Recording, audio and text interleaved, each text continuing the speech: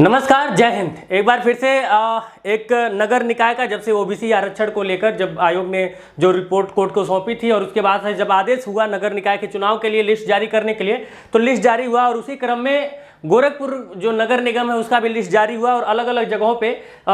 जो जितने भी वार्ड हैं सबको लेकर जो लिस्ट जारी हुआ है उसको लेकर एक थोड़ी सी कंट्रोवर्सी जो हो रही है, वो जो लच्छीपुर जो सीट है उसको लेकर हो रही है। क्योंकि अखबारों की अगर माने तो अखबारों में एक बार महिला आता है, फिर पहले अनुसूचित आता है, फिर महिला आता है, फिर अनुसूचित होता है, तो वहाँ पे ऊहापोह की स्थिति बनी हुई है। और कहीं ना कहीं जो लोग उस सीट पे लड़ना चाहते हैं, चाहे वो अनुसूचित जाति के हों या फिर किसी अन्य कैटेगरी से आते हों, तो उन लोगों के लिए एक सरदर्द बना हुआ है। क्योंकि वो बार बार अब ये कहीं ना कहीं जो अधिकारीगण हैं जिन्होंने लिस्ट जारी किया है, कहीं ना कहीं एक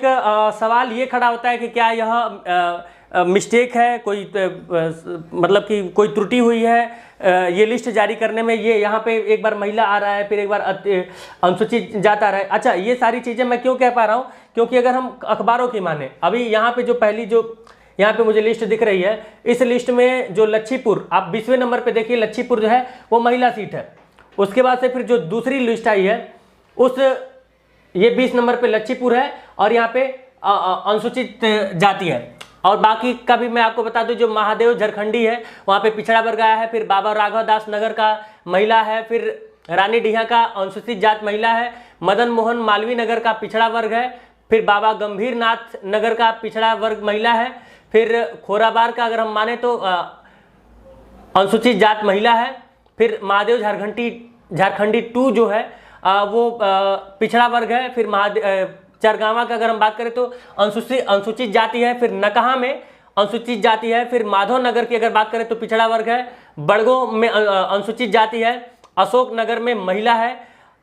इसी तरह से सारी लिस्ट है, लेकिन एक ऐसा लिस्ट जो यहाँ पे 20वें नंबर पे यहाँ पे मार्क किया हुआ है हमने, वहाँ पे जो है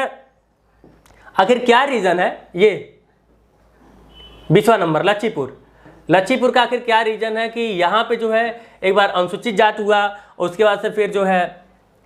आप इसमें देखेंगे तो यहाँ पे महिला दिखा रहा है। और अगर अखबारों की माने तो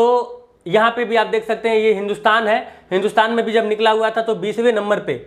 ये लच्छीपुर, यहाँ पे एक बार महिला आया और उसके बाद से फिर अन्य जो अखबार था यहाँ पे महिला आया है। फिर दूसरा अगर हम अखबार की कटिंग निकालें तो इस अखबार की कटिंग में ये जो लाइन लिखा हुआ है, वीर सिंह सोनकर के लिए राहत, मतलब कि ये कोई वहाँ के वो होंगे जो चुनाव लड़ना चाहते हैं। लच्छीपुर अनुसूचित जाति के लिए आरक्षित वार्डों के आरक्षण, और ये शनिवार 1 अप्रैल, मतलब कि ये 1 अप्रैल आज का जो अखबार है उसका कटिंग है, जिसमें लिखा हुआ है कि वार्डों के आरक्षण की सूची वीर सिंह सोनकर के लिए राहत भरा संदेश लेकर आई है। यह वार्ड अनुसूचित जाति के लिए आरक्षित किया गया है। हालांकि बृहस्पतिवार को देर रात तक ऊहापोह की स्थिति बनी रही। पहले जारी सूची में लच्छीपुर वार्ड महिला के लिए सुरक्षित किया गया था, लेकिन शुक्रवार की भोर में जारी सूची में यह सीट अनुसूचित जाति के लिए घोषित हुई है। ऐसे में निवर्तमान पार्षद वीर सिंह सोनकर के चुनाव लड़ने का रास्ता साफ हो गया। अच्छा, यानी कि ये निवर्तमान वहाँ से पार्षद थे और वो चाहते थे कि वो अनुसूचित आए ताकि मैं चुनाव लड़ पाऊँ, और उनकी वाली हो गई है। तो सब मिला जुला के यह बाई मिस्टेक, सिली मिस्टेक है, या फिर वहाँ पे अभी भी अधिकारी कंफ्यूज है कि महिला करें कि अनुसूचित जाति करें। ये सारी चीज़ें हैं और ये सवाल कहीं ना कहीं खड़ा होता है। लेकिन लास्ट में जो फाइनल अभी तक का अगर अपडेट, आज के अगर अपडेट की बात करें तो आपका आज का अपडेट ये है कि लच्छीपुर में जो है फिलहाल में जो सीट है वो अनुसूचित जाति के लिए आरक्षित हुई है। और कहीं ना कहीं अब गोरखपुर सहित पूरे मतलब कि प्रदेश में जो नगर निकाय का चुनाव है उसकी तैयारी फिर से जोरों से हो गई है। और एक चीज़ बड़ी मजेदार होती है हमारे देश में भैया, जब चुनाव का डेट घोषित हो जाता है तो नेताजी लोग एकदम सक्रिय हो जाते हैं, और उसके बाद से फिर जो है अगर मान लीजिए चुनाव टल जाए तो बीचों में नेताजी लोग निष्क्रिय हो जाते हैं। तो ऐसे में जनता इस बात को समझे कि कौन लोग